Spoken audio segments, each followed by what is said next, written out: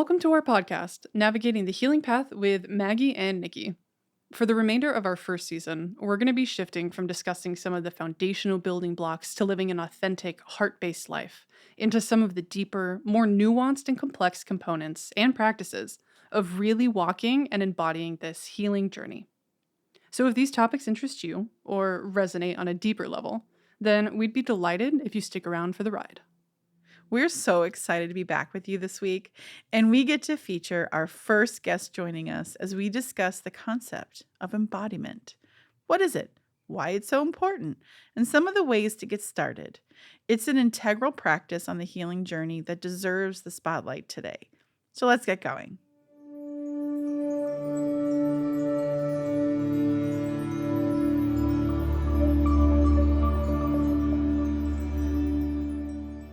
Welcome back to the podcast. Here we are. Woohoo. Woo-hoo. This week we have our very first guest. You might have heard her wooing.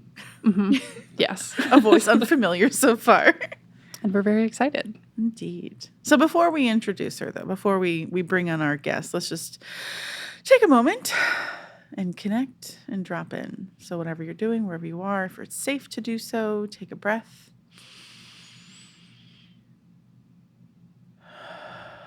And release and drop down into your heart space. One more.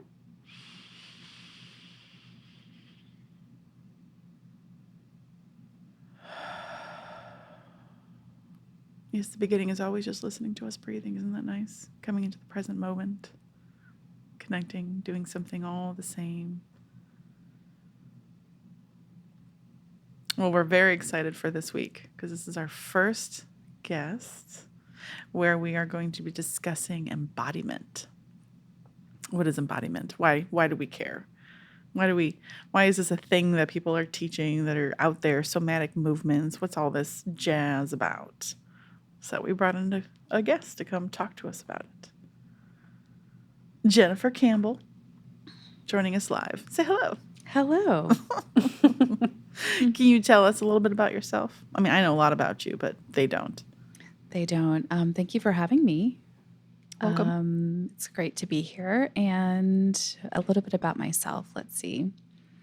I have a background in early on Western medicine, veterinary medicine specifically. And I kind of gave that up. I hung up my hat to go into acupuncture and Chinese medicine, and that's what I'm currently practicing.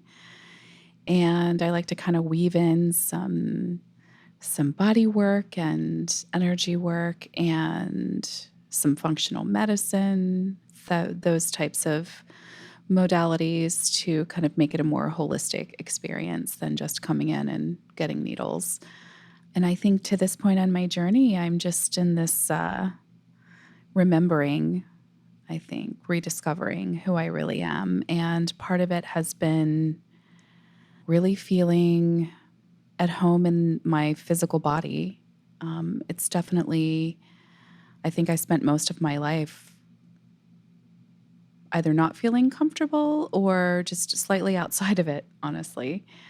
And it's, yeah, that's kind of where we are right now. And I think the journey includes constantly reconnecting with nature. And I feel like the more that I do that, the more I learn about myself and the more that I can actually feel comfortable in my physical body. Yeah, that's Nice. Yeah. Yeah. I love your work. I love receiving your work because it's not just like laying there and getting needles put in. You do so much more. It is way more holistic because like the space is more grounded, like the energy that you move, the oils, like just all the things. And it's so nice. I love the combination of your modalities that you bring in. So yeah, I love that. I'm just a fan. I'm a fan. Thank you. So it's just, the body is, are an interesting vessel.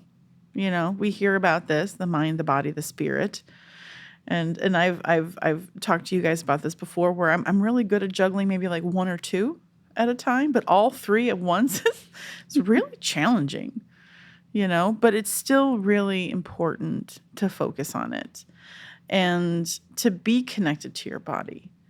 So, like, whether you're able to feel your feelings or heal repressed emotions that have been living in your body, there's all sorts of ways to get that out, to bring light to it and to heal it so that you can feel better in your physical body.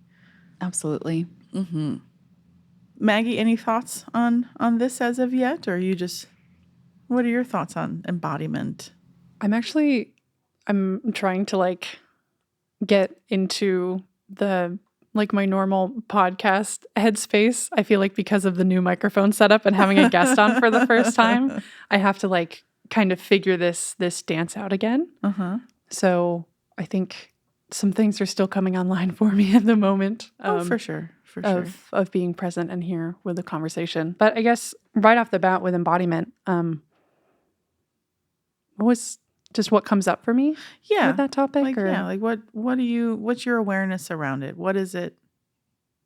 What's your awareness around it from your perspective right now? I feel like I'm in the process of embodying my spirit. I partially want to ask a definition from both of you, just as a ground level introduction, because I feel like there's a lot of different ways to define it and what it is and all of the different facets of it, if that makes sense. Because I mean, for me, it's just embodying. Is it embodying the higher self? Is it the spirit and living through that? Is it just having a deeper connection with your body and not living so much in your head? Is it all of it? Is it all just the things? It is. It is. It's so multi-layered, and it's sort of like whatever avenue brings you in there into the awareness of your consciousness and into your body is what you follow. So for me personally, the way that I started embodying was just meditating, because I would dissociate. I was very dissociative. I wouldn't even realize that I wasn't present until someone's talking to me, and Josh, my husband, he would go, "Are you there? Where'd you go?" I'm like, "Oh shit, I wasn't. You're right. I checked out." And I would check out a lot during hard conversations. So for me, the first goal was to be present and to be in my body, to be able to be grounded so that I can be in the moment and be in the conversation. So it was just sort of bringing my consciousness into my body, right? Not my higher self. That was later. That was down the road, but it was just really bringing me into my body, which sounds really kind of crazy to say, but this is where I am. No, where I was actually, because I've improved. I'm that very flip. much more embodied than I ever have been, and so then after that, after I was able to be embodied and be present in my body, that's when I started feeling my body more and learning how to listen to it and what does it want and how should I move and be strong. And so it's just sort of like a connection. It's like a relationship. It really is the mind, the body, and the spirit, and balancing all of them. So, and then just further down, it became now I'm doing somatic movements where it's now I'm shaking out the extra energy or the things that I've been holding on to and opening and stretching and, going down that path. So it's a progression of embodiment, because you can embody power, your own power, embody the empowerment and all sorts of things. Jen? I think taking it back to the beginning when we're children, a lot of us grew up with families where we didn't want to be heard or seen. Don't talk too loudly, don't take up too much space. A lot of us grew up with narcissistic parents, and I think the instinct is to remain as small as possible. And it's really dishonoring of the body, the animal body. the physical body. And I think it really does take a while to untangle all of these conditioned responses to our environment. And I definitely agree with Nikki. There's so much of my childhood I don't even remember because I don't think I was really, I think I was just kind of on alert for like on high alert in my surroundings of like, where's the danger, which is like, where the really strong empathic ability comes from. We're always trying to kind of suss out what's going on in our environment to see where the threat is. And, it is a progression, absolutely, from that. I feel like there's a lot of healing at times that really needs to be done. And especially if you have anything that comes in that felt especially aggressive to the body, like some type of assault, sexual assault, this type of thing. And so it is a progression in lots of different layers. I totally agree with what Nikki said. Mm-hmm. Yeah. Yeah. So, what has your journey been like in your embodiment journey? And where are you now? What are you working on? I would say that was very much my childhood experience, just really not being seen or heard or appreciated for who I truly was. I was constantly asked to stay small, so everyone else could be comfortable. And I think for me, that really translated into especially romantic relationships, not choosing the best partners, and really continuing that narrative of stay small Mm-hmm. and don't use your voice, and certainly don't pursue your passions or do anything that, would make me feel uncomfortable. And I think what really opened me up was visiting. In 2018, I was so blessed to be able to visit Africa. And it's just feels like, it feels like the motherland, truly. And I think being there opened me up where I came back home after that experience, and I was able to work with some really beautiful women and just really establishing the relationship with my body, the movement, the rapport. Sometimes it even comes down to, what do I want to eat today? And really honoring that and asking your body, what do you want? And really paying really close attention. And that's where I am today. It's a constant practice. Sometimes I do better than others. But it's also, I think, for me personally, it's really important for me to outside, get out in nature as often as possible, connect with the trees and the water and, the ocean and the mountains. Yeah, there's a lot of ways to embody so many practices and ways to connect with yourself, from meditation to workshops. You've done Right. workshops, yeah? Absolutely. What was that like? I would say the practice that really helped me remove some of, I would say, discomfort. Like wasn't comfortable for me to feel present.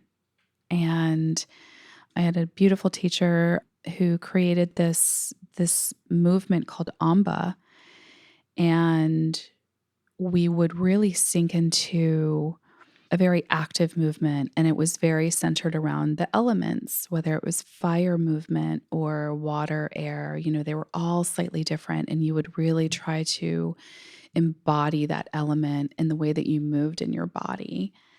And we would have, some very safe partner assisted movements, some of the more earthy movements, which is good to have a little pressure from another person supporting you and just in holding that container for you. And we also did something called deep nourishment, which was very much like a meditation practice, but the idea was to stay lucid and aware, but in a very relaxed, nourishing space. That one takes a minute because it's easy to fall asleep. I bet. So those are some of the things that I've been really blessed to be able to learn and continue to. Mm-hmm. It's easy to recognize why we wouldn't want to do this work. Like the resistances that come up. It's uncomfortable. Oh, my body can't move like that. It hurts. It's painful. All sorts of reasons to not do that work. But there is hope for people of all levels. I imagine there's all sorts of movement that you can do or opening, like Tai Chi is a great way to begin to embody because it's really slow. You don't have to do anything deep. It's just about flowing and moving and, following this routine that helps you connect to your body and then the energy that flows within it. And using your focus, your breath, your attention, you become synchronized, all of it together. And it's really beautiful. And that's for everybody of all physical levels, unless there's physical injury that prevents that, obviously. But for most people, there's solutions out there for your level. And I feel like it's important to talk about the benefits of this because the work, just like all of this work that we do with self-awareness and healing and generational cycle breaking and all of that, it's nice to know, well, what are we working towards? So what are the benefits of being embodied? Would you like to take That's a great that one? That's a great question. As you were talking, I was just thinking of how disrespected the female body has been. And it's real. It's something that we all feel.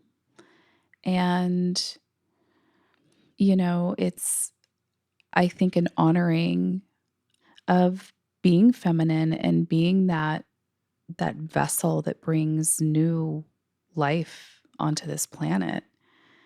And I know this isn't exactly what you asked, but it's definitely something that really came to the forefront when you were talking. It really does make sense why so many women don't feel connected to their bodies because, it hasn't necessarily been a very safe place for us to be, for thousands of years. Yeah.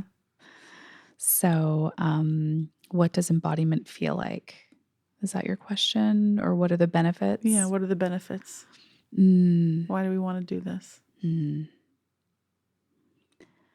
When I feel really embodied and comfortable, I feel just, gosh, wow, this is a hard one to put into words. It's a very healing space. And it's also very expansive. It's a remembering that we all are truly connected to each other and to everyone, everything. We are all the same.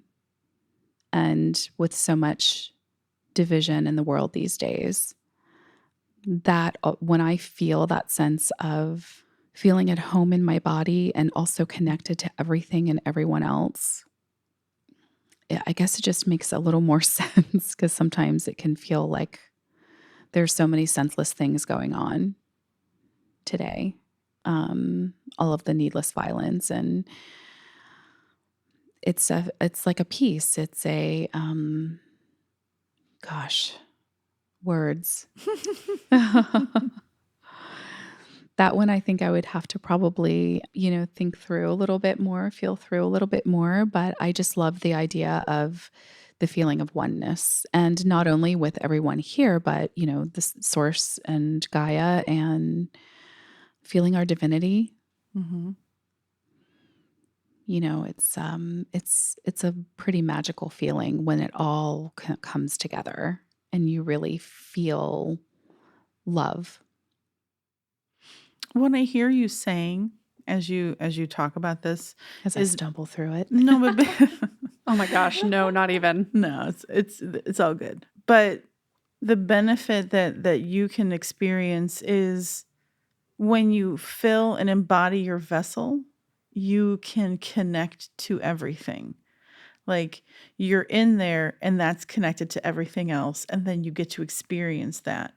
You get to heal the old thing so that you can create that safety within yourself and feel that for you. And that's right. That's what feels most like just right in your body, like this amount of connection. Right. I love how you can Interpret. wrap things up much more neater than I can speak them. But yeah, the safety and there was one more thing I was going to speak to, and it's gone now, but it's an expanded a feeling of expansiveness, and there's no one telling you no, stay small. Mm-hmm. And there's like a safety and a love when you're truly connected that doesn't make you feel like you need to seek outside of yourself for anything. I don't believe that we were here to be, solo. Or told what to do.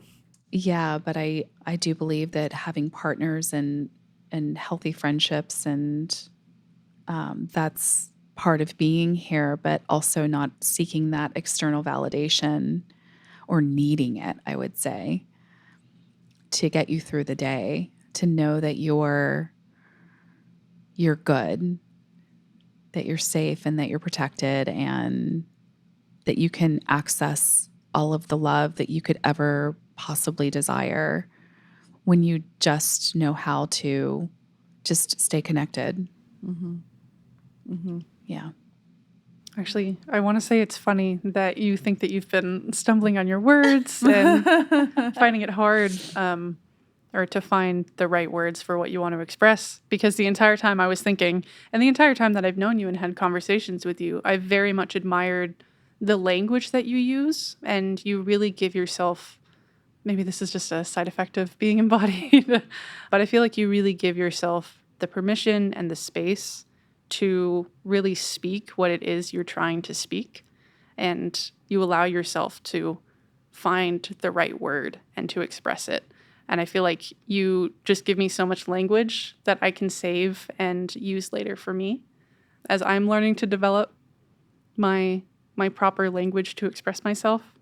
So I just find it funny that you're having that experience and I'm sitting over here like, wow, talk more. Everything you're saying is amazing and it resonates. Well, I'm so glad that it does.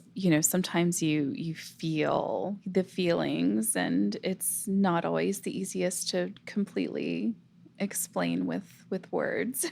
Mm-hmm. It's not, especially with this kind of stuff. It's very difficult. But this is also why space is really important. Like when, as we hold space, I think it's also as much as like, you can take as much time as you need. I'm not trying to think of something to say as soon as you're done speaking. Right. Like when you're learning to articulate and translate the feeling state or like what you see in your vision center, because that's where I stumble. I'm like, the images go so fast. How do I describe exactly what I'm seeing?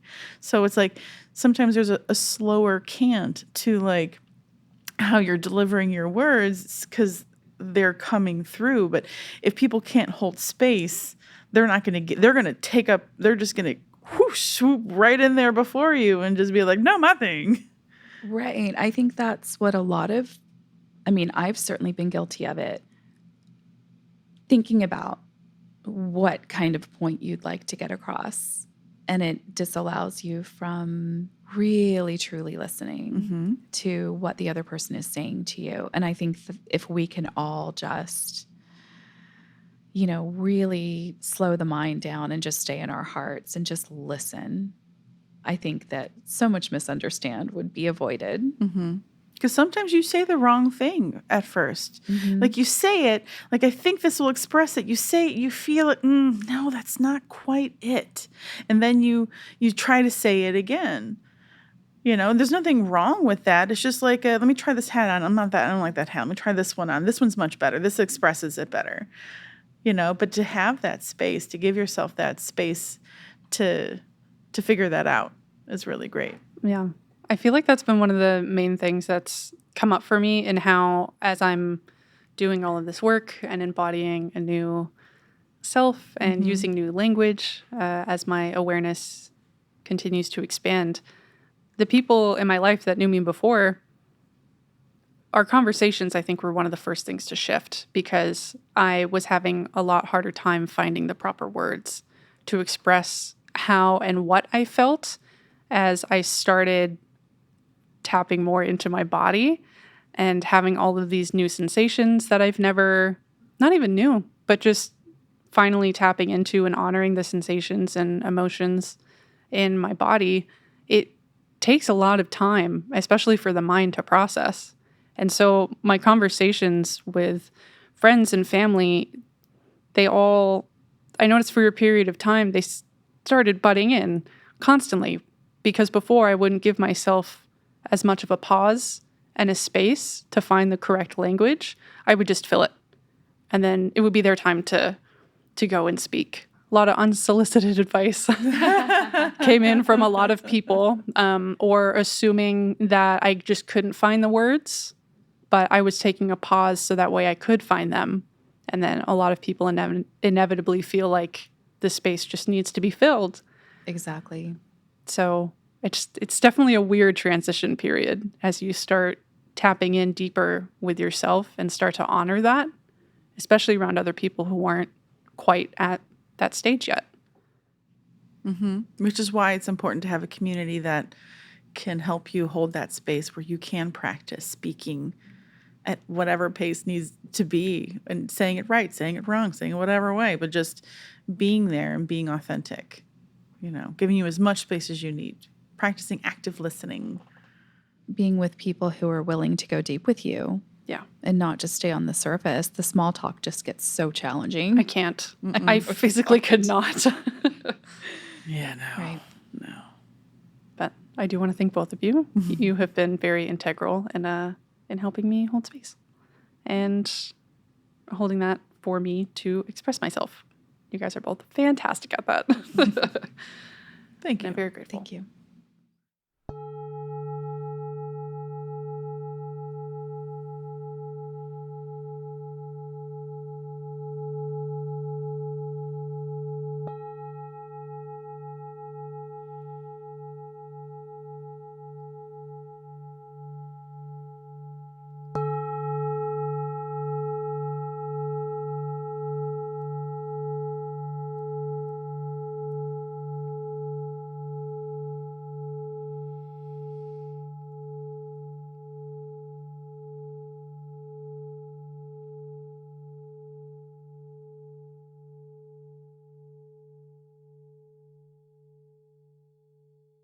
To expand what you were talking about, Jen, about the benefits of embodiment, as someone who's a highly sensitive individual and not feeling safe, learning how to create that safety within myself so that I can feel safe, even if I'm just by myself, that's a start. And then I can bring one other person in and we can practice and be respectful and hold space, and then I can feel safe there. And it sort of just expands outside of your body eventually.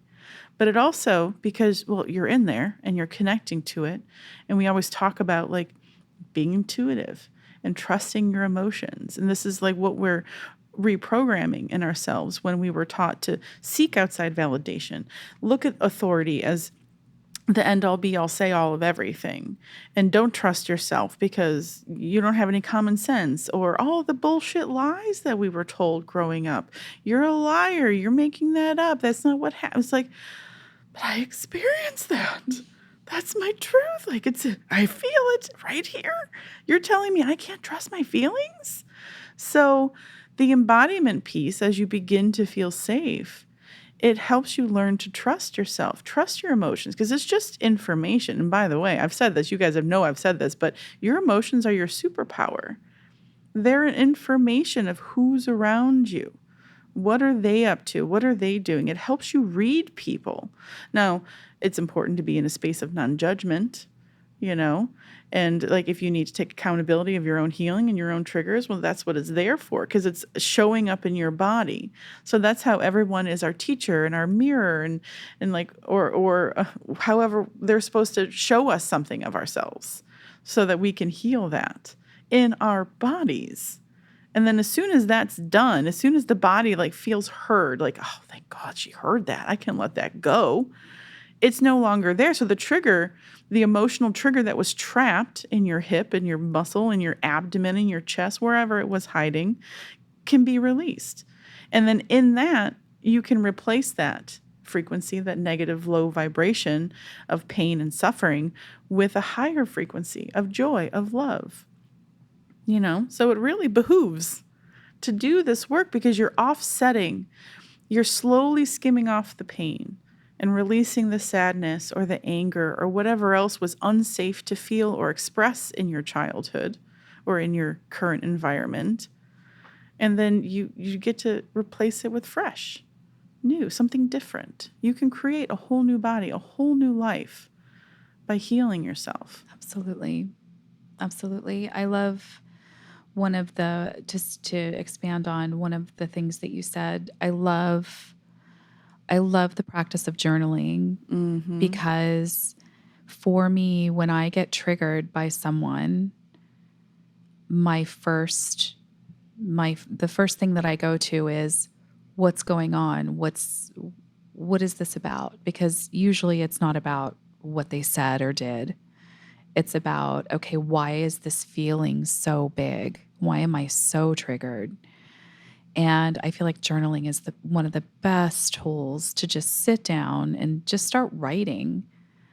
And eventually it comes out. Oh, it's this thing that happened when I was 5. My dad did this, and it made me feel this way. And okay, I can see how this, current experience is bringing this up for me to take a look at, and to maybe do some forgiveness of self and the other person. And that's a very powerful tool that can come in while you're journaling. And so that's a great way to work through and to take responsibility for yourself, your emotions. The other person's just holding up a mirror and helping you heal, even though that's just infuriating to hear sometimes. That's a hard one to look at. It is. When you want to blame someone want else. it to be their fault. They said that. They did this to They're me. such an asshole. Look at that.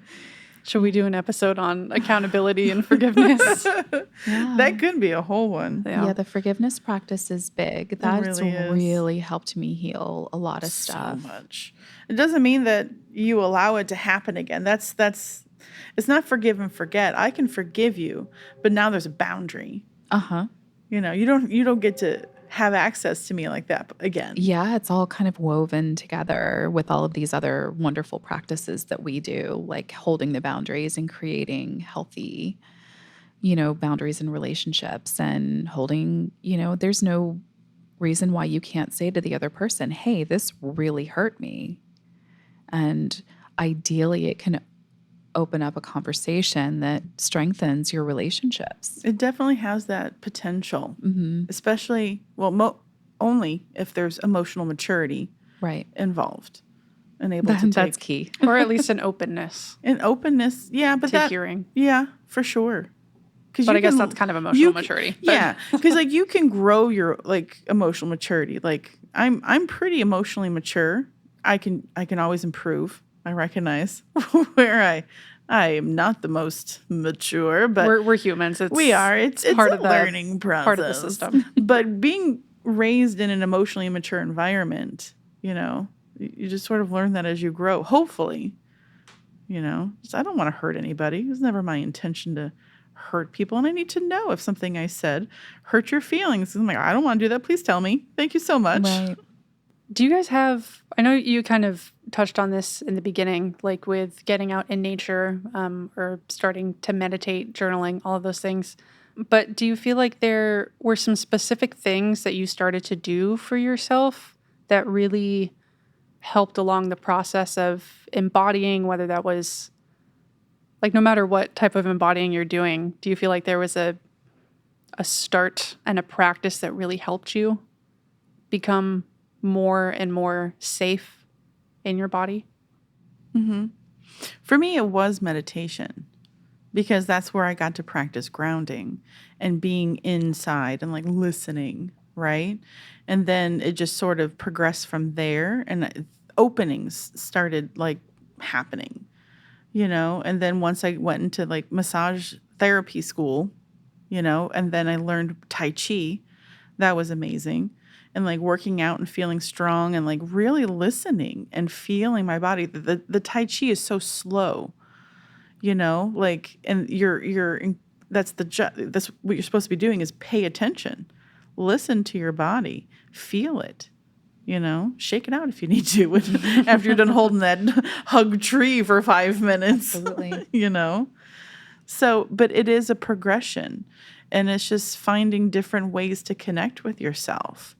And then finding like what Jen had done with the embodiment workshops and somatic movement workshops. And there's so much out there to help heal the body, because if you're going to live in there, it should be comfortable, right? Yeah, we're stuck with it for an entire I'm pretty lifetime. sure I was hoarding a lot of things for a long time, which is all this protectiveness, all this weight around me.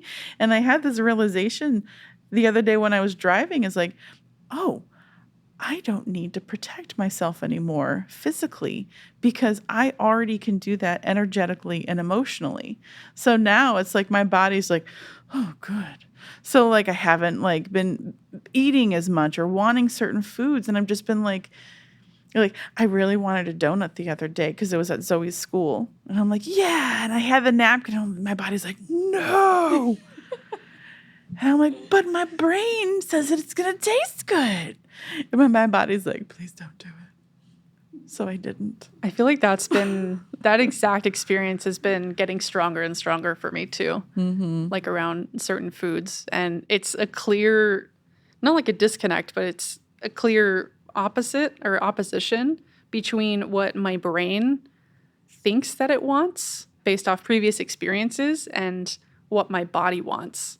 And so that's why like meat for me lately hasn't been hitting the same way that it used to. Yeah. I think my body's gotten a lot more sensitive to it. And I notice when I don't eat it for a week or two, my body feels different, and it feels lighter, and it feels more free and not so bogged down. And I'm like, that's very interesting information to know. But then my brain is like,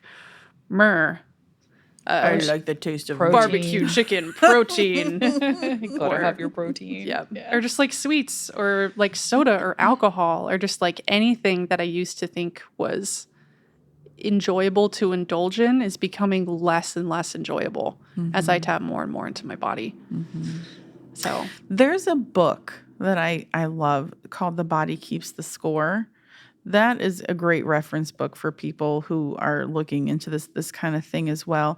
I had a polarity and cranio teacher let me know, and kind of planted this seed as well, because there's so many books that I got introduced to. But he was like, your body remembers everything. Your mind might not. It even will protect you. Like, I have childhood amnesia, so do you. Like, we don't remember shit, right? And it's the mind is trying to protect you because it doesn't want you to remember all the horrible things and things that you experienced.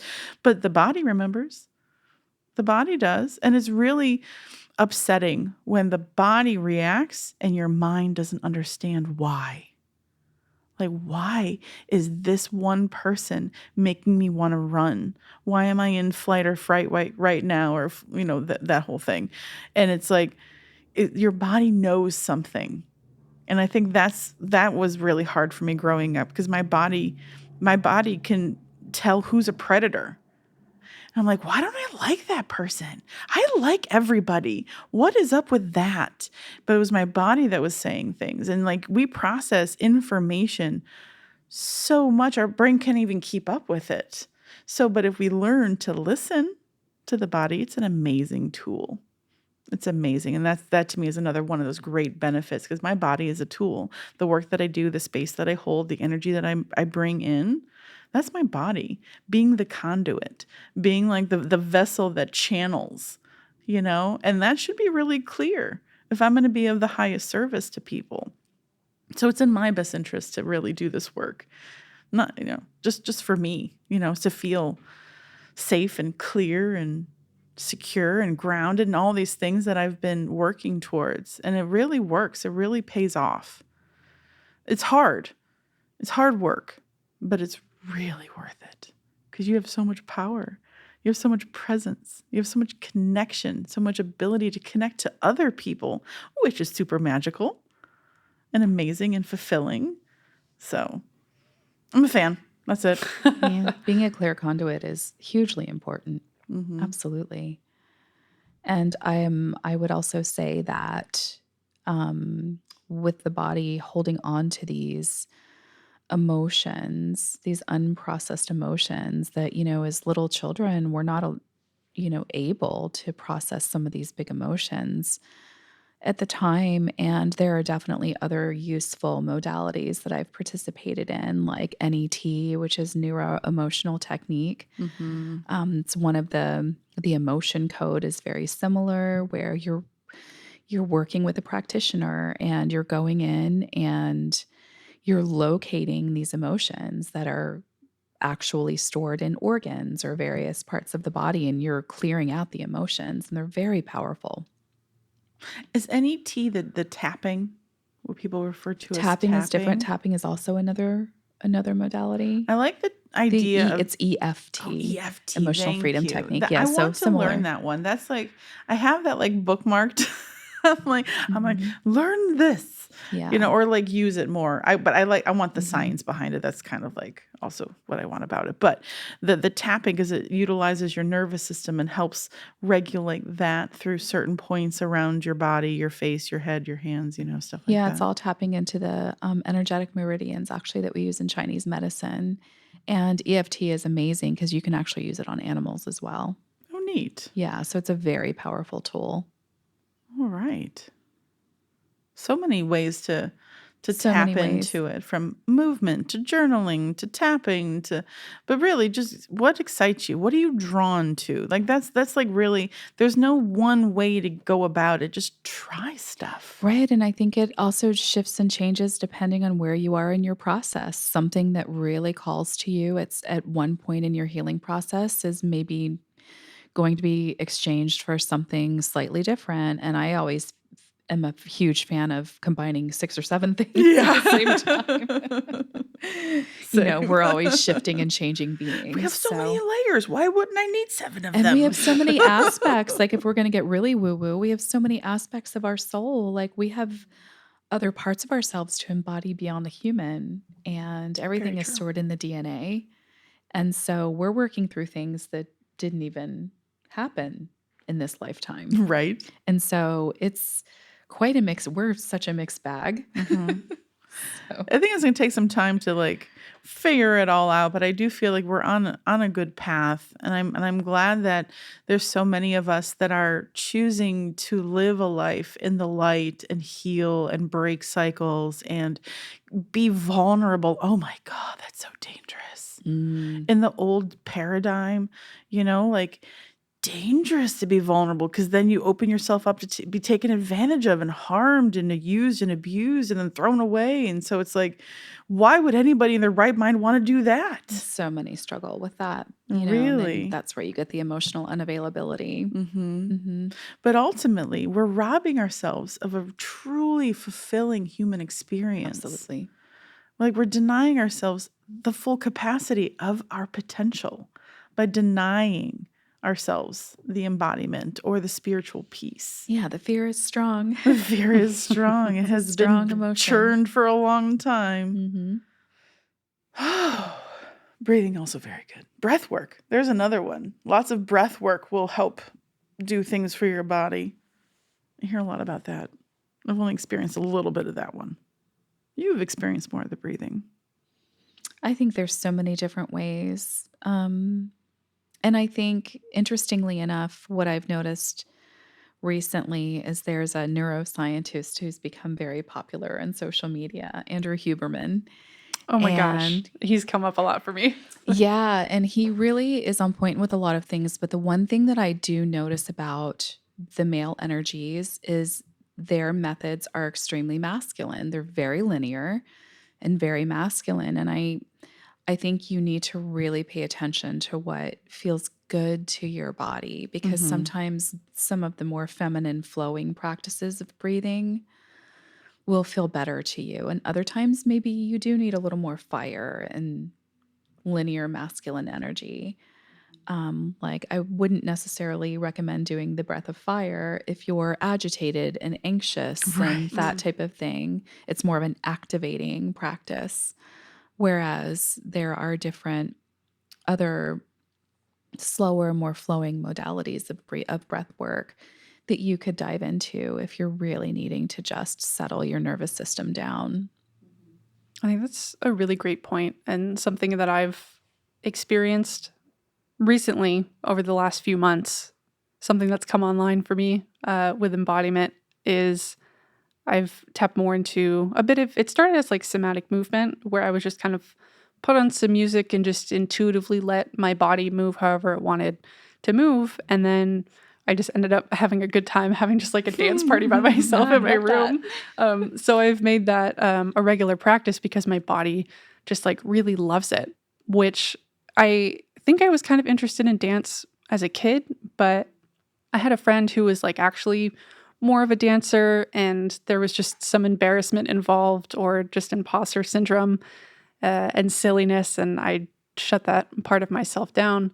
But I did also have a hard time around exercise. I had a past of looking at exercise and treating it in a much more masculine way of discipline and like pushing yourself to your limit and beyond. And then that kind of formed itself into a form of self punishment rather than a form of self love and Mm. appreciation and embodiment. But now I feel like I've been honoring more the feminine and letting my body flow and move and release however it needs to. And that has been extremely healing for how I view exercise. And now I feel like I'm able to incorporate it a lot more into my life because it is super integral in the mind, body, spirit trio. Mm-hmm. And like we've said, this is our vessel. This is our meat suit in this life. And we should take the utmost care of it. But yeah, I think oscillating between masculine and feminine energies, like kind of tapping into what you might need in a certain moment, is a really great practice, and that's definitely helped me. So I think it kind of brings together everything we've been talking about. Is in order to do that, you have to be present. And true. so thus the embodiment, really helps with that. Yeah, and I like just to expand on what you were saying about the masculine and feminine, both of you with the different techniques. Um, there's not one that's better or worse than the other. I love that it's all out there so that whatever resonates with you is for you. And part of the embodiment is learning your system. How are you put together? How sensitive is your nervous system? Do you need assistance learning how to regulate it or embody like your emotions or release your emotions and have a process around it? Like I can go hard for 3 days on a passion project or work on something and then I'm down for a good 2.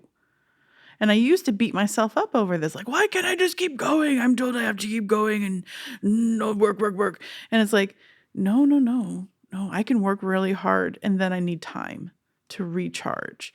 And so learning your system, how do you run? What do you need? Maybe there are some men out there who need more feminine coping mechanisms like breath work to help balance all of that out, because that's really what we're seeking is the balance. So like you said, if you have a lot of sadness and water, then maybe breath of fire would be invigorating and get things moving. But if you're really agitated, maybe you bring in some of the water, like it just helping to balance. And that's why there's so many practitioners and healers out there that can hold space and help you learn how to identify yourself. Because if we are a reflection for everybody else, use that, allow it, see it, work on that for your own highest good so you can feel good living this life. That's really why I do this. So I feel good. so I can be okay being alive, you know. More than okay being alive. Yeah, so you can enjoy being super alive. excited to be alive and be like, look how great this is. I'll stay. Yeah. Yeah, I love that point because, it can feel really great and to one person to go take a, ice bath or something, but it could be like feel violent to another body. Mm-hmm. And you really just have to honor where you are without the judgment, thinking that you're supposed to be doing particular things that are popular at the moment or, whatever it is. Being in that space of honoring is where you want to be in order to just really nurture yourself in the way that feels good to you. Mm-hmm. Agreed. Well, good. All right. I think we are wrapping this episode up Indeed. a little bit, running out of time. But is there any last closing statements or anything you guys want to share around this topic? No, I feel like I pretty much summed it up in that last piece. That was like the last piece that was coming through. Just honor yourself. Honor your body. Listen, connect, give it, love, self-care, compassion, growing all that good stuff so you can feel better and feel good living in your body. And then you get to help others and be of service. Mm-hmm. Hell yeah. Yeah. And I would just say, don't be afraid to reach out to those in your community, the people that you hold close to you for love and support, because sometimes we can get a little lost and it's nice to be able to connect with the people that we really hold dear in our hearts for that love and support and to get us through if you're having a rough patch or if you're just not really seeing yourself with a clear lens, let's say. Mm-hmm. I feel like that's so important to know that this is not a journey that you need to be on alone. Absolutely. 100% agreed. Mm-hmm. Very vital. Well, cool. Thank you, guys. Thanks, everyone, for listening, staying tuned, and I hope you have a beautiful, blessed week. Yeah. Actually, do you have anything you want to, I don't know, like social media, business, any endeavors you want to shout out for yourself real quick? I wish that I did. I'm kind of, I'm a little resistant when it comes to social media, to be completely honest. I feel you. It's ironic we're doing a podcast. I know.